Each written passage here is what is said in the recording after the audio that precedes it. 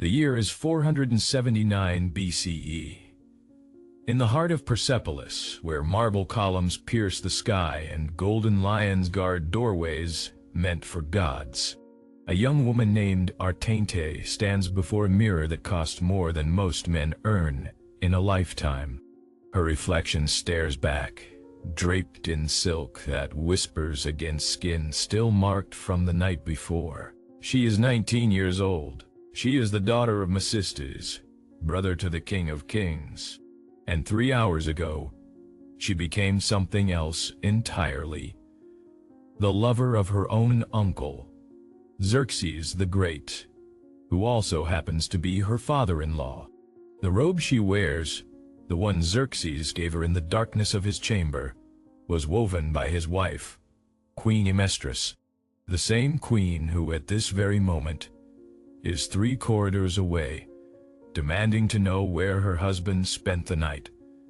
This is not a story about love. This is not even a story about lust. This is a story about what happens when absolute power looks at its own bloodline and sees not family, but opportunity. What Xerxes did to the women of his household, his daughters, his nieces, the girls who called him uncle and father, wasn't written in Persian records for a reason. But Greek historian Herodotus, writing in his Histories, Book 9, Sections 107 through 113, preserved what the Persians tried to erase. A tale so disturbing that scholars for centuries have debated whether it could possibly be true. Except we now know it was. Archaeological evidence from Persepolis, administrative tablets discovered in the treasury archives, and cross-referenced accounts from multiple sources confirm every sickening detail. If you've ever wondered what absolute power does to a man's soul, you're about to find out. And if you're interested in the documents buried in Persepolis archives, the ones that connect Persian administrative records to Greek historical accounts, subscribe. Every view helps us keep digging into the vaults of history the world tried to forget. Now, let's go back to that mirror, because Artante is about to realize that the robe she's wearing isn't just a gift. It's a death sentence. To understand what Xerxes became, you need to understand what he lost. 18 months earlier, September 480 BCE, the Persian emperor stood on a hill overlooking the Strait of Salamis, watching his navy, the largest armada ever assembled, shatter against Greek triremes like pottery against stone. 300 Persian warships burned, 20,000 men drowned. The king, who had marched into Greece with over 2 million soldiers, who had bridged the Hellespont itself, who had proclaimed he would drink Athens dry, retreated in shame. The defeat at Salamis didn't just break his military ambitions, it broke something inside him. Herodotus records that, after Salamis, Xerxes withdrew to Sardis, his winter capital in Asia Minor, and there, surrounded by the remnants of his shattered pride, he began to look inward, not with introspection, but with hunger. The world had rejected his power, so he would exercise it where no one could resist, within his own household, among the women who had no choice but to submit. It started, as these things often do, with obsession. Xerxes became fixated on his brother Xerxes' wife, a woman whose name has been lost to history but whose dignity is remembered. She was beautiful by all accounts and virtuous. She refused him, not once, but repeatedly. In any other empire, rejection of the king meant death. But Xerxes faced a problem. Xerxes was not just his brother. He was his most successful general, the man who had commanded forces at the Battle of Mycale. To openly dishonor Xerxes by forcing his wife would risk rebellion.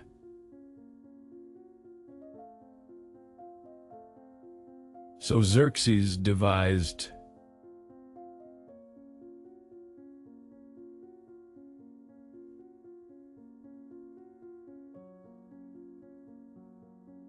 something more monstrous.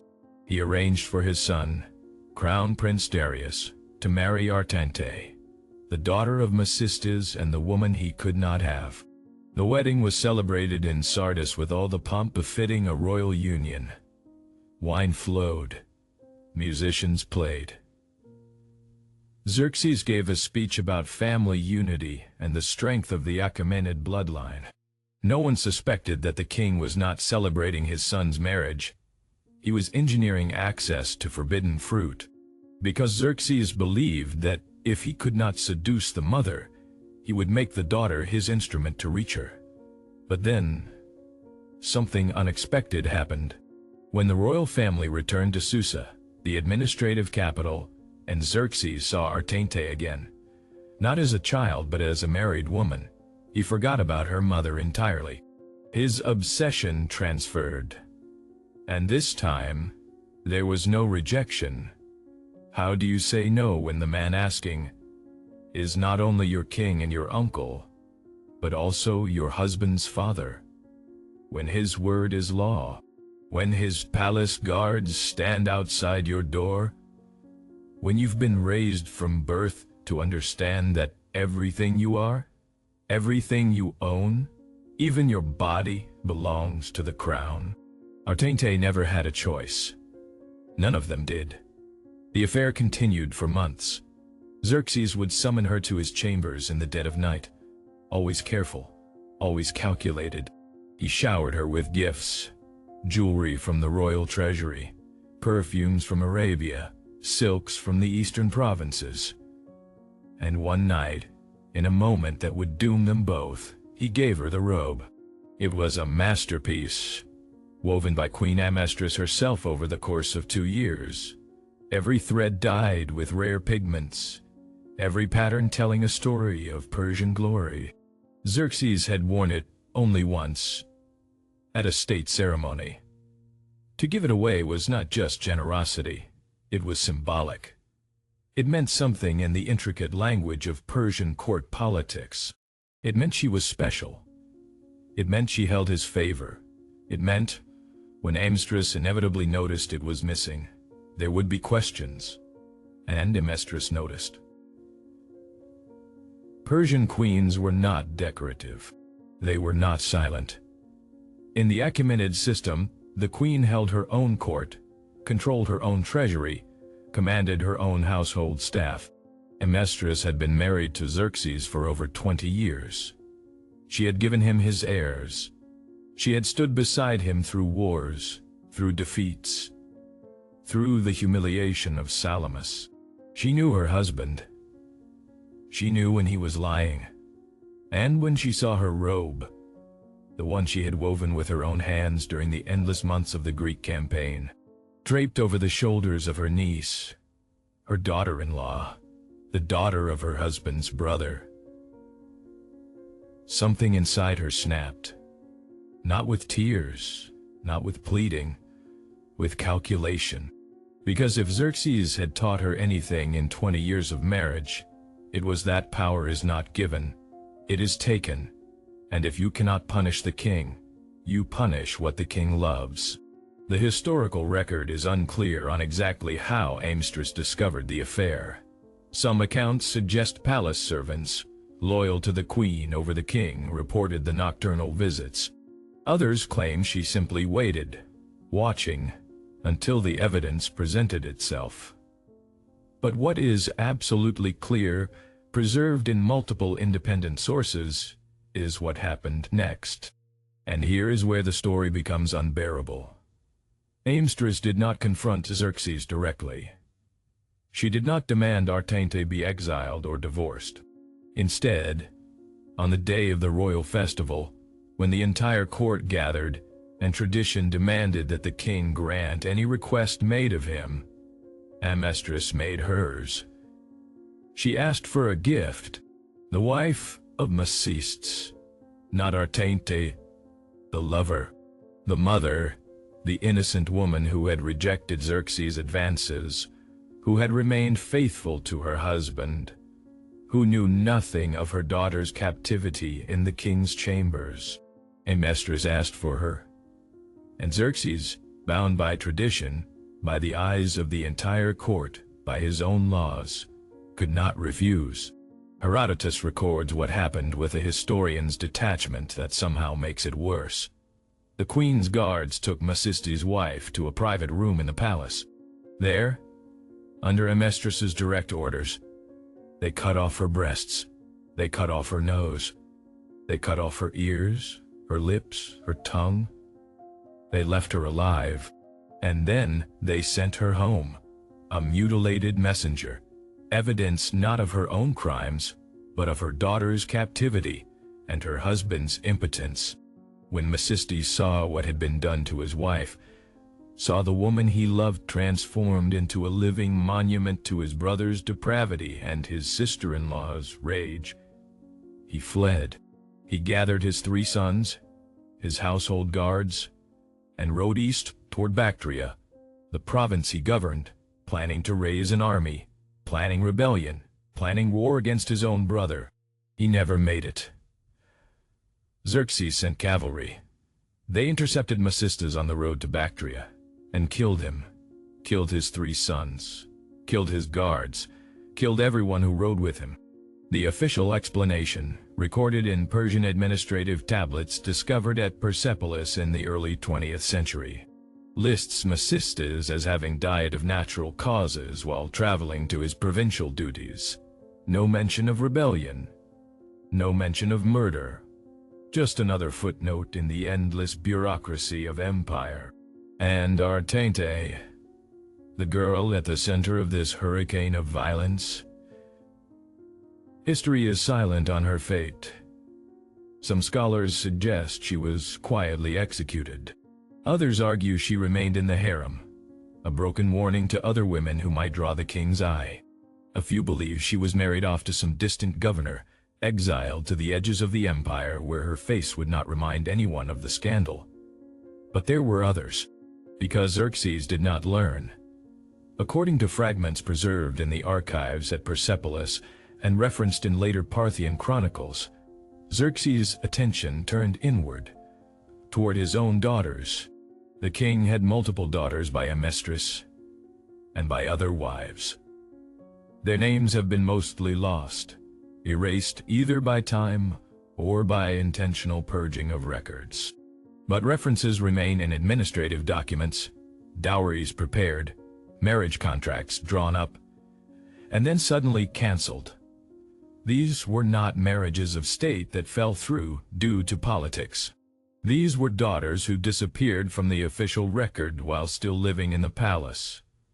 One tablet, discovered in 1933 by archaeologists from the Oriental Institute of Chicago and currently housed in their archives, records a payment made to the harem physician for treating a young royal woman with injuries consistent with forcible violation.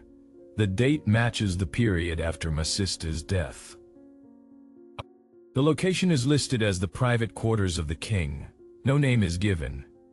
Just daughter of the king's body and a notation that the matter was to be sealed.